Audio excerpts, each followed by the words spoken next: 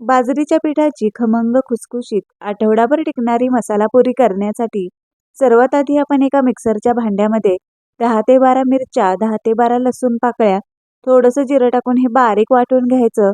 नंतर एका ताटामध्ये 2 वाटी बाजरीचं पीठ, अर्धी वाटी बेसन पीठ टाकून यामध्ये मिक्स करायचं.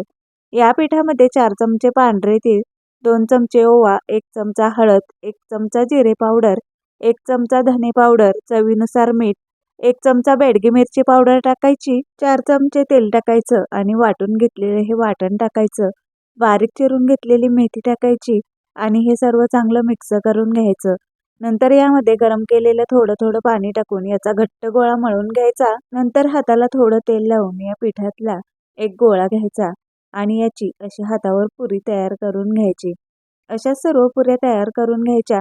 मग गरम तेलामध्ये या पुऱ्या सोडून घ्यायच्या आणि मध्यम ते मंद आचेवर या तळून घ्यायच्या. अशाप्रमाणे आपल्या या बाजरीच्या खमंग आणि मसालेदार पुऱ्या तयार झाल्या.